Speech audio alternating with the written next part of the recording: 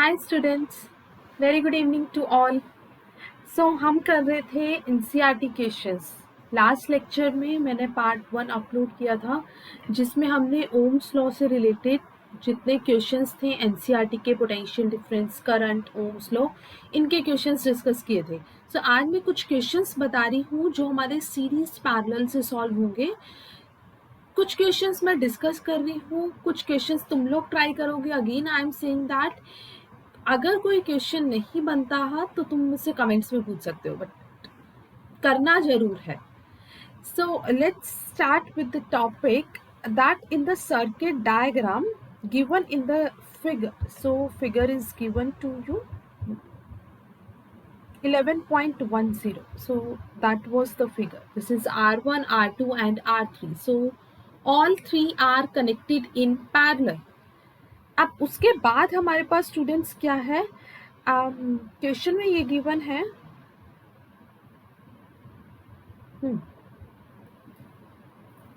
suppose the resistance R1, R2, R3 that is 5, 10 and 30 respectively, means 5, 10 और 30 हमारे पास किस में है, पैरेलल में, और वो हमारे पास कितने वोल्ट के साथ, मतलब उसका पोटेंशियल डिफरेंस क्या है, 12 वोल्ट। अब हमें एक बात पता है कि पोटेंशियल डिफरेंस हमारे पास पैरेलल में क्या रहता है, सेम, कि अगर हमारे पास 3 रेजिस्टर पैरेलल में कनेक्ट हैं तो उन तीनों के अक्रॉस जो पोटेंशियल डिफरेंस होगा वो स्टूडेंट्स हमारे पास कितना होगा, 12 volt. Calculate the current through each resistance, means you have to find the current in each resistor. अब सबसे पहले तो क्या करो, हमें बात पता है कि R1, R2, R3 पैरेलल में है, तो मैं पहले इक्विवेलेंट रेजिस्टेंस निकाल लेती हूँ। अब करंट थ्रू ईच रेजिस्टर निकालना है तो सिंपल सी बात है कि अगर मुझे I1 निकालना है तो वो होगा V/R1, I2 क्या होगा, V/R2, और I3 स्टूडेंट्स मेरे पास क्या होगा, V/R3। अब पोटेंशियल डिफरेंस तो सब में सेम है, सो इट इज 12। R1 कितना है, 5, ये क्या है, 12। R2 कितना है मेरे पास, 10, सो इट्स 1.2 एम्पियर। V कितना है मेरे पास, 12, और ये मेरे पास कितना है, 30। सो ये हो जाएगा 0.4 एम्पियर, 5 2 हो जाएगा 2.4 एम्पियर। अब करंट आ गया। अब उसके बाद बोल रहा है total current in the circuit. देखो मैं डायग्राम इसको शो कर रही हूँ, सिंपल सी बात है, करंट हमें टोटल करंट अब हमें निकालना है। तो हमें एक बात पता है कि जितना करंट एंटर हो रहा है उतना ही करंट लीव हो रहा है। सो यहाँ से I1 में से जो करंट आया वो हमारे पास आया 2.5, इसमें से कितना आया, 2.4 एम्पियर। उसके बाद आया आई थिंक 1.2 एंड देन 0.4। सो यहाँ से कितना आया, 1.2 एम्पियर, और यहाँ से कितना आया, 0.4 एम्पियर। अब जितना करंट एंटर होगा उतना ही करंट लीव होगा, कुछ भी करंट में लॉस नहीं होगा। सो यहाँ से हमारे पास उतना ही करंट क्या हो जाएगा, leave. That means I can say that 2.4 plus 1.2 plus 0.4. So that will be the total current that will be leaving through the circuit. So that's how you will find the total current in the circuit. अभी हमने current through each resistor निकाला था, I1, I2, I3। उन तीनों को जब मैं add कर दूंगी तो मेरे पास क्या आ जाएगा, टोटल करंट आ जाएगा। The total circuit resistance means you have to find the equivalent resistance. So equivalent resistance निकालने का हमारे पास फॉर्मूला होता है 1/R1 plus 1/R2 plus 1/R3। So 1/R, R1 मेरे पास क्या है, 1/5, here it is 1/10, and here it is 1/30। सो यहाँ से सॉल्व करेंगे तो हमारे पास इक्विवेलेंट रेजिस्टेंस आ जाएगा सिंपली 3। क्लियर? सो बेसिक सा कॉन्सेप्ट यहाँ पे ध्यान ये रखना था कि अगर हमारा तीनों रेजिस्टर्स, 3 या 3 से 4, 2 कितने भी हो सकते हैं, अगर वो पैरेलल में कनेक्ट हैं तो पोटेंशियल डिफरेंस हमारे पास क्या होगा, सेम। सो पोटेंशियल डिफरेंस हमारे पास क्या आ गया, सेम, दैट इज 12 वोल्ट, और कॉरेस्पॉन्डिंगली हमने क्या फाइंड आउट कर लिया, equivalent resistance. Now let's see next question. Now the figure is given to you, this R1, R2, R3, R4 and R5. Resistance is also given to you. So this resistance is 10 ohm, this resistance is 40 ohm, this is 30 ohm, this is 20 ohm, and this is 60 ohm. Now you have to find the total resistance in the circuit. So total resistance can be calculated by taking parallel, because see, सबसे पहले इन दोनों का देख लो, ये दोनों parallel में है, इन दोनों का अगर पैरेलल सॉल्व करूंगी तो मेरे पास क्या आ जाएगा. अच्छा, मैंने एक चीज और समझो कि अगर कभी भी दो रेजिस्टर पैरेलल में हो तो इक्विवेलेंट निकालने के लिए क्या किया करो, न्यूमरेटर में दोनों का मल्टीप्लीकेशन कर दो. सो दैट इज 10 इंटू में 40, और डिनोमिनेटर में दोनों को क्या कर दो, ऐड कर दो. तो यहाँ पे कितना हो जाएगा, 400 डिवाइडेड बाय 50. सो यहाँ से मेरे पास कितना आ गया, 8 ओम. इसका इक्विवेलेंट कितना आ गया, 8 ओम. ये स्टूडेंट्स ध्यान रखना है, ये कॉन्सेप्ट सिर्फ तभी लगाओगे जब दो रेजिस्टेंस पैरेलल में हो. अब उसके बाद देखो, ये 30, 20 और 60, अब ये तीनों मेरे पास पैरेलल में है. सो मेरे पास यहाँ से इक्विवेलेंट कैसे निकल जाएगा, 1/30 प्लस 1/20 प्लस 1/60. सो 1/r मेरे पास किसके इक्वल आ गया, 1/30 प्लस 1/20 प्लस 1/60. अब यहाँ से r इक्विवेलेंट सॉल्व कर लोगे, यहाँ से r इक्विवेलेंट सॉल्व करके आ गया मेरे पास 10. एलसीएम लेके देख लो, एलसीएम ले लो 60. सो ये एलसीएम स्टूडेंट्स कितना आ गया, 60. 2 plus 3 plus 1, it's 120. So we can write it like that कि R इक्विवेलेंट मेरे पास कितना आ गया, 10. राइट. सो ये हमारे पास किसकी वैल्यू आ गई, R इक्विवेलेंट की, इसके अक्रॉस. अब जब सर्किट को रीड्रॉ करेंगे तो ये सर्किट देखो ऐसा बन जाएगा, ये मेरे पास बैटरी, इसके अक्रॉस मेरे पास ये कितना आ गया, 8 ओम, इसके अक्रॉस मेरे पास ये कितना आ गया, 10 ओम, और इसकी वैल्यू हमारे पास ले देखते हैं, गिवन है, हाँ गिवन है, ये वैल्यू हमारे पास कितनी गिवन है, 12 वोल्ट. फाइंड आउट क्या करना है, total resistance in the circuit. अब ये 10 और 8 सीरीज में है, इसका मतलब यहाँ से जो R इक्विवेलेंट निकल जाएगा वो मेरे पास कितना आ जाएगा, 18. फिर उसके बाद V मेरे पास कितना है, 12 वोल्ट. सो यहाँ से स्टूडेंट I किसके इक्वल आ गया, V by R equivalent. V is given to you, that is 12. R equivalent is given to you, 18. So 6 2 जा 6 3 जा. So we can say that current की वैल्यू आ जाएगी approximately 0.6 एम्पियर. So अलग अलग से सॉल्व करो. अगर ऐसे करोगे कि पांचों पैरेलल में दिख रहे हैं तो ऐसा नहीं होता है. दो कॉमन पॉइंट के अक्रॉस ये दोनों कनेक्ट है, R1 R2, तो ये पैरेलल हुए. उसके बाद ये दो कॉमन पॉइंट के अक्रॉस ये तीनों कनेक्ट हैं. सो यहां से एक इक्विवेलेंट निकाल लेंगे. सो आ गया 0.6 एम्पियर. अब हमारे पास नेक्स्ट इंटेक्स्ट क्वेश्चन में है, जज the equivalent resistance when the following are connected in parallel.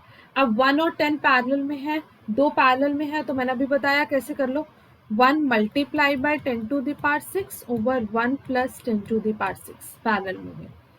ये तीनों पैरेलल में होंगे तो 1/r equals to 1/r1 plus 1/r2 plus 1/r3.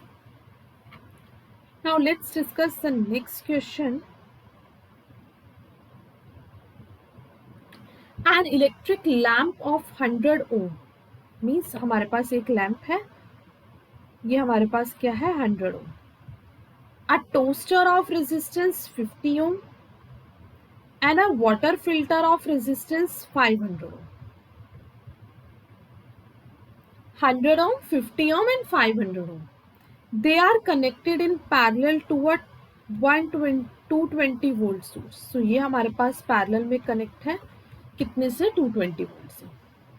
What is the resistance of an electric iron connected to the same source? अब same source से connect कर रहे हैं, इट मीन्स व्हाट, अगर मैं उसको सेम सोर्स से कनेक्ट कर रही हूँ, मतलब ये हो गया कि मैं उसको 220 वोल्ट ही पोटेंशियल डिफरेंस प्रोवाइड कर रही हूँ. सो अगर ऐसा कब होता है, जब मेरे पास वो किस में होगा, पैरेलल में होगा.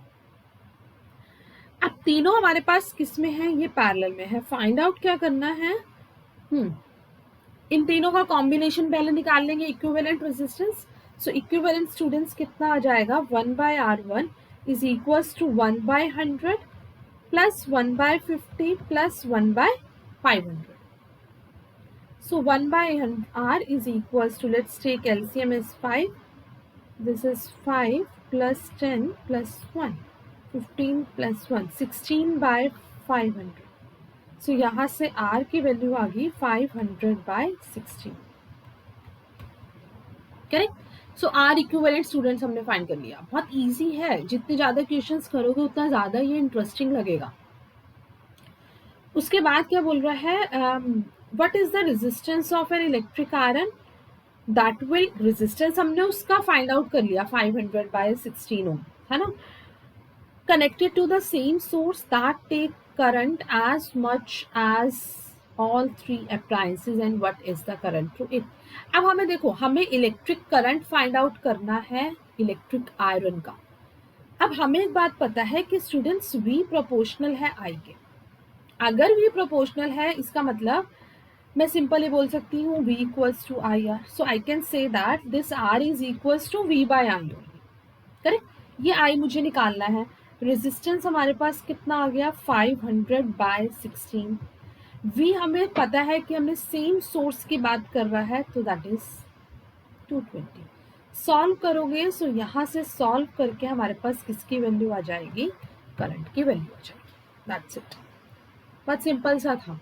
सब पैरेलल में थे, वहां से हमने क्या फाइंड आउट कर लिया, इक्विवेलेंट। उसी इक्विवेलेंट को ओम्स लॉ में पुट कर दिया। पोटेंशियल डिफरेंस उसने बोल रखा था सेम है, so get the value of current. That's it, it's easy, या it's easy. So next is, what are the advantages of connected electrical devices in parallel with the battery instead of connecting them in series? So parallel series में क्या होता है कि series में सब में से सेम करंट फ्लो कर रहा है। So let's suppose हमारा इलेक्ट्रिक बल्ब है, टोस्टर है, सब सीरीज में कनेक्ट होंगे। So in case एक भी फ्यूज हुआ तो उसके साथ सब फ्यूज होते जाएंगे, बिकॉज करंट सब में फ्लो करता है सेम। इसलिए हम सीरीज कॉम्बिनेशन को प्रेफर नहीं करते हैं। हमारे घर में जो इलेक्ट्रिकल अप्लायंसेस होते हैं वो हमारे पास होते हैं कनेक्टेड इन पैरेलल। अब यहाँ से देखो 3, ये 2, 3, 6 दे रखे हैं। हमें ये बताना है कि हम इसे कैसे कनेक्ट करें कि हमारा इक्विवेलेंट 4 आए। तो ये कॉम्बिनेशन से चेक कर सकते हो। जैसे मान लो ऐसे चेक करके देख लो, अगर तीनों को पैरेलल में कनेक्ट करते हो तो आंसर वो नहीं आएगा। देखो एक ट्रिक बताती हूँ। अगर सीरीज का जो रिजल्ट होता है ना, मान लो ये अगर सीरीज में है 2, 3, 6, 6 और 6, 12, तो जो हमारा इक्विवेलेंट रेजिस्टेंस होता है वो हाईएस्ट रेजिस्टेंस से भी ज्यादा आता है। ध्यान रखना ये बात, कई बार क्वेश्चन सॉल्व करते हुए बहुत इंपॉर्टेंट यूज हो जाता है ये कॉन्सेप्ट। तो 3 + 2 5, 5 + 6 11। सो इक्विवेलेंट आ रहा है 11 and 11 is greater than maximum resistance that is 6 ओम। और अगर पैरेलल में करते हैं तो पैरेलल में हमारे पास जो रिजल्ट होता है वो मिनिमम से भी कम आता है। जैसे अब 2, 3, 6 का पैरेलल सॉल्व करती हूँ, 1/2 प्लस 1/3 प्लस 1/6।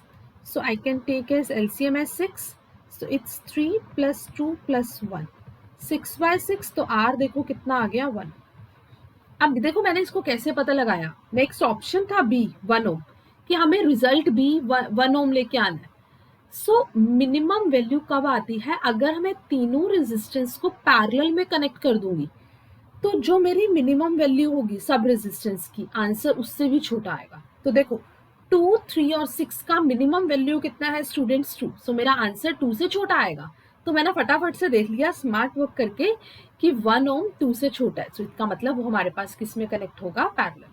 ठीक, अब इसको तुम ऐसे चेक कर सकते हो, 4 ओम को किन्हीं 2 को ट्राई करके देखना, कॉम्बिनेशन 2 को सीरीज में करना, 1 को पैरेलल में करना, या 2 को पैरेलल में करके 1 को सीरीज में करना। सो उससे तुम्हें पता लग जाएगा हमारा कब 4 ओम आंसर आ रहा है। So you can try it, it's very interesting also. Next is, what is the highest and the lowest resistance that can be secured by this? Highest resistance students हमें तब मिलता है जब हम सबको सीरीज में कनेक्ट कर देते हैं। ठीक, तो इसका मतलब अगर मैं सबको सीरीज में कनेक्ट कर दूंगी so I will get the highest of the total resistance. Lowest student मुझे कब मिलेगा, जब मैं सबको पैरेलल में कनेक्ट कर दूंगी so I will get the lowest of the all resistance. यही कॉन्सेप्ट मैंने ऊपर बताया। लोएस्ट चाहिए मतलब सबसे छोटा आंसर आएगा, जितने रेजिस्टर गिवन है उससे भी छोटा आंसर आएगा, राइट। सो हमारे सीरीज पैरेलल के भी क्वेश्चंस हो गए, हमने एग्जांपल्स डिस्कस कर लिए, इंटेक्स्ट क्वेश्चंस डिस्कस कर लिए। हमारा एक टॉपिक रह गया, that is Joule's heating effect of current, that we will going to study in the next lecture. And जब हमारा Joule's heating effect of current हो जाएगा उसके बाद हम करेंगे जूल्स हीटिंग इफेक्ट के एनसीईआरटी न्यूमेरिकल, उसी लेक्चर में कर लेंगे बिकॉज वो बहुत छोटा सा टॉपिक है and also it is very easy. Okay then, have a nice day.